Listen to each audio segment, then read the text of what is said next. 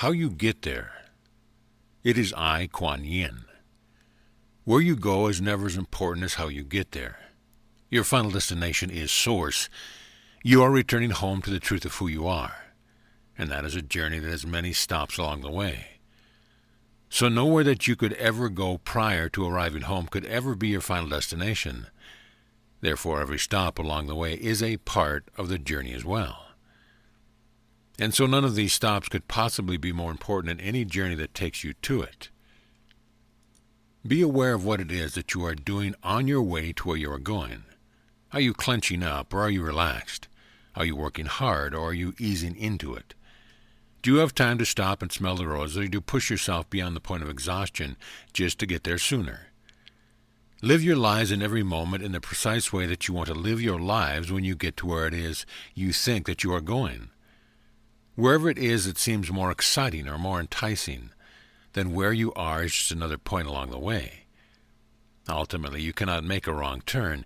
You cannot stray so far from the flock that you will never find your way back. So you don't even have to worry about that, and you certainly don't need to worry about how long it is taking you, because once you return to Source, you're just going to want to do it all over again. So let go of your ideas that there is something better than where you are, and let go of the notion that says you're not getting there or that you're not getting there fast enough. You are in the perfect place right now to experience the joy of your being, to experience the love in your heart, and to experience the excitement of your existence. What no longer serves you. As you move forward with your desire to be free from that which has not served you, recognize that it once in fact did serve you. So you don't need to push something away or to vilify it just because it's no longer a fit. It is not a match to you vibrationally in the moment. But as you look back at it, you don't need to put it in a negative light in order to distance yourself from it. And just to be clear, I am speaking about people as well as beliefs and actions. There is nothing wrong inherently with anything in all creation. When you are ready to move past something, it naturally falls away.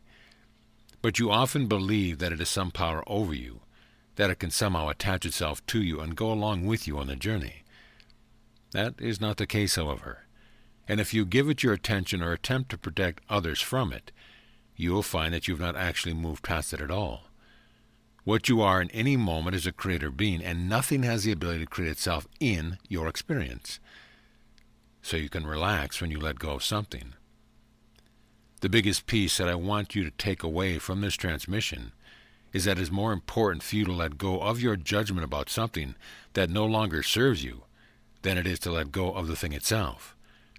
The judgment will create an attachment, and it will linger on in your experience until you release that judgment. When you see what it is that you do want in front of you, do not take your eyes off it to make sure that what you are leaving behind isn't following you.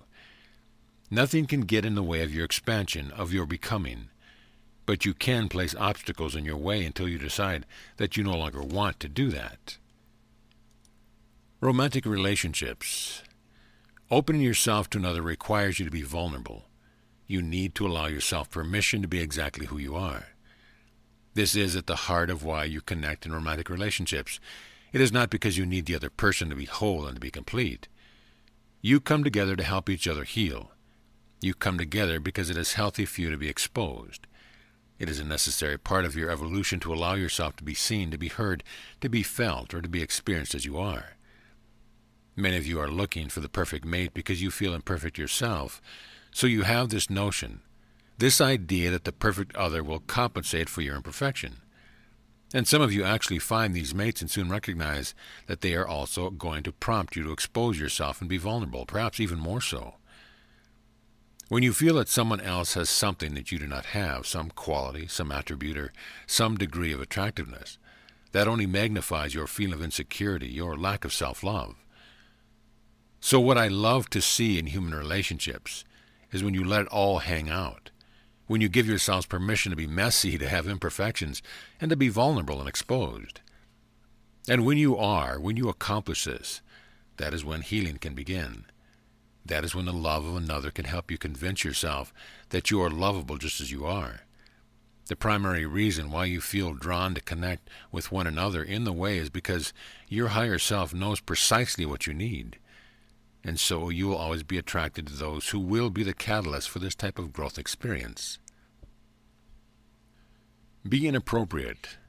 Traditionally, you have taken on roles that you believed were appropriate given your gender, age, and even ethnicity. You have taken on these roles in order to seem like you fit in and like you are appropriate. You need to take on those roles came from a fictional entity called society. You often use the term society to refer to an entity as though there is something out there that has some control over you and your choice and your behavior. And now you are waking up. And as you wake up, you realize that the idea of society is one that is all in your head. And certainly the idea that you must conform to what this fictional entity expects of you is also made up. It's not real. It's time to throw away these expectations that you are placing upon yourselves. It's time to stop caring about what is appropriate and about fitting in. The time is upon you to really begin listening to what your soul is urging you to do or to be. You cannot suppress that urging forever, and you will not enjoy it for a single moment as you do. So I suggest that you listen and that you heed the advice you are getting, no matter how foolish it seems. Be groundbreaking in your willingness to laugh in the face of what is normal, appropriate, and expected of you. And then you will really begin to know what it is like to be in the flow, to live joyously, and to be who you really are. Accessing more of you. When you welcome something into your life with open arms, you are accessing more of yourself. When you put all of the emphasis on something outside of you without acknowledging the fact that it is only helping you access more of who you are, that is how you create an attachment. The feeling of attachment creates a dependency that need not exist at all. But if you have yourself convinced that you can only access what it is you are feeling by engaging with this person, object, place, job, or situation outside of yourself, that is when you run into an unhealthy relationship. If instead you were to recognize that the feeling inside of you was always there and was simply waiting to be activated, you could create instead a very healthy relationship with yourself. I suggest that you begin to foster this relationship by acknowledging all of the positive and pleasant feelings that you have ever had as being aspects of you that you always have access to. Once you activate a feeling, a frequency, you actually demonstrate to yourself that you have greater access to it and that it is easier to access than you think. I understand why it is fun to have the experience of something outside of yourself stimulating the feeling within you, but all that I am suggesting is that you demonstrate to yourself how fun it can be to allow yourself to feel without anything outside of you giving you a reason to feel it. You are supported. Being able to sustain yourself amidst this great shift that is occurring is a very big challenge for many of you. To be awakened and to know that you have a purpose tends to make going to a 9-to-5 job almost intolerable. So you find yourself wanting to be of service and to grow and stay connected and aligned, but at the same time you recognize that you still need to pay the bills. When you find yourselves in dire straits financially with nowhere else to turn, that is the perfect time to let go completely out of the desire to make ends meet. Instead, I suggest that you open yourselves up to receiving from the higher realms. Give yourselves the opportunity to receive and to be supported. Listen to what your inner wisdom is telling you about being a part of the system that is not set up to support you, and look for energetic support from all who exist in the higher realms. There is not a right way and a wrong way to go about being on your planet. So if anyone still enjoys having their job, their career, their business, and that person is also awakened, I'm not saying that it is necessary to let go of what is working for you. I am speaking to those of you who have tried to make it work and cannot, and I am telling you that it is quite all right to give in, to let go, and to be of service by giving of yourself. You will be supported by this universe when you do. You will find that there is always enough when your focus is on being of service, of working with energy. The energy that you are is supported by all who exist in the higher realms. I am Quan Yin, and I hold you in my heart.